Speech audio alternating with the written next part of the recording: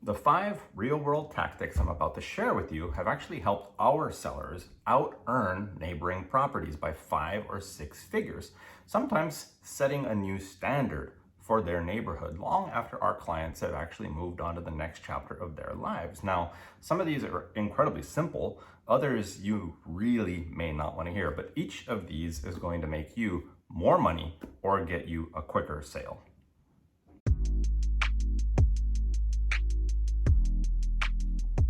Let's address a well-researched scientific fact. Over 95% of us, yes, us, have way too much random inside our homes. It's true. Case in point, first year that I was in this business, I was assigned to help sell a beautiful oceanfront property, a villa, basically. It had a huge solarium, gorgeous windows, incredible views, amazing interior. And when I first walked in the door to do a showing, I was the junior agent at the time, so I couldn't say much about all these things. But anyway, walked in to do the showing, and there are over 24 giant paintings, life-size, of the homeowners themselves and their kids, their extended family, lining the walls, sort of staring down at everybody. It was super creepy, as you can imagine. Incredibly distracting. Now, whether you've got 37 pictures of your extended family all over the place, or posters of, I don't know, the 1984 Denver Broncos lining the walls, if you're gonna get top dollar for your real estate sale, well, you're gonna have to go, for lack of a better term, all Marie Kondo on the place. You want buyers to be able to actually see your house and all its amazing features. And in order to do that, be sure, please, that you get yourself an agent who will tell you straight up, what should stay, what should go, and help you get there. Now, besides making the interior of your property presentable, we want to make sure the exterior also looks good. What we refer to, of course, in the business as the curb appeal. It turns out it doesn't take any longer than 7 seconds, typically, for people to form a first impression of a human being or a property. And that starts, by judging the book by its cover, oftentimes, quite frankly. So you want to make sure that your landscaping is cut back, grass, shrubs, trees, hedges, flowers, things weeded out, for example. But you also want to have a design team that can look at the exterior of the property and see, okay, if we cut back that row of trees there, is it going to open up a mountain view? Is it going to open up an ocean view?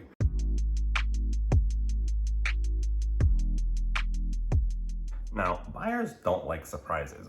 Generally, people kind of don't, unless it's like a happy birthday surprise. A few years ago, I was involved in listing a property for sale that went on to post, the highest sale for its district in over 12 years. And this made news headlines all over the state, this giant sale. But what nobody knew, except the people directly involved, was that right before we closed the sale, the main water line leading right up to the mansion popped. Basically sent water shooting everywhere, right? Now, thankfully, we managed to resolve that issue, but it was a close call. It could have derailed the entire property sale easily. Now, had we done, at the time, a pre-listing home inspection, essentially kicking the tires of our own property before we listed it for sale, we could have caught something like this before it threatened to throw everything off track at the last minute. Now, what if your property has a bunch of things are wrong with it, or you're afraid that there's a bunch of things wrong with it, and you're thinking like, oh, God, I don't want to tell this to a buyer? Well, any buyer with a couple of brain cells to rub together is going to order a home inspection if you accept an offer from them on your property. Now, why not instead do a pre-listing home inspection, list everything wrong with the place up front that you know about, make that buyer sign an as-is addendum, and make part of the purchase contract that they're accepting the property knowing A, B, C, D, E, and F, and that they promise not to ask anything of you in regard to those items. No financial concessions, no repairs, etc. That's how you win.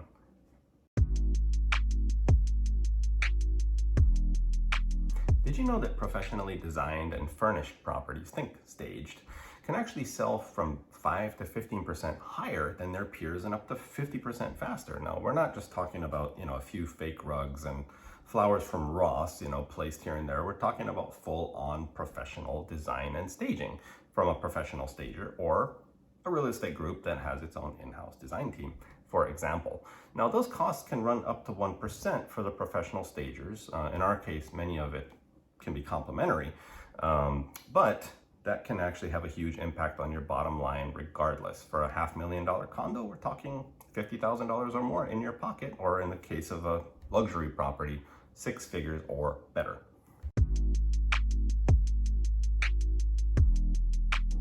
So what do Zillow, Redfin, and Tinder all have in common?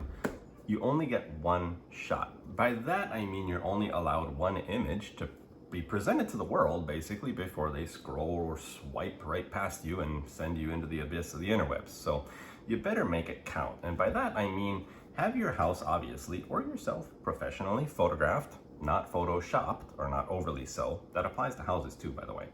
For example, if your property has a beautiful ocean view or is close to the ocean, then your opening shot better have some ocean in it. If you've got a waterfall, get that. If you have a waterfall plus ocean, get both. If you can't, put a montage together like we did for this listing that we have up for sale here at the moment.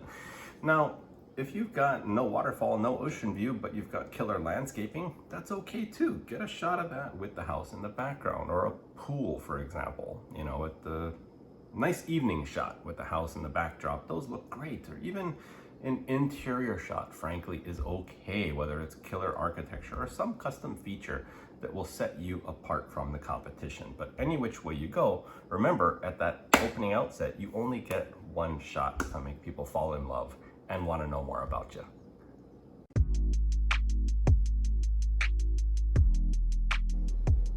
Now, once your home is ready to sell, it's time to let the world see it quietly. Now, nothing cuts a showing short or gives buyers the creeps, really, more than having a homeowner skulking around, sort of stalking them, breathing down their necks while they look around. Even sitting in your car, actually, in the driveway can feel just a little bit weird and unsettling for them when they're trying to envision themselves living in your home. Now, if you're able to live elsewhere during a sale, showings will be easier to schedule, easier to coordinate, and a home's condition is going to be a little easier to maintain. Ask your agent for relocation options. If that's not practical, then take the time to schedule showings while you're away at work, for example, and or pick out a spot like a park that you enjoy spending time at while people are viewing your home. Now, pets should also be accounted for, and ideally either taken over to daycare or relocated with you in your car, for example, while people move through the home. That's both for other people's safety and that of your pets as well. You don't want your cat getting let out. If your home happens to be tenant occupied, if it's an investment property, for example, ask your agent about options for relocating the tenants or working with them in advance to set up a program and a schedule for showings. Now, you're well on your way to a successful sale already at this point with the top 5 tips we've given you above.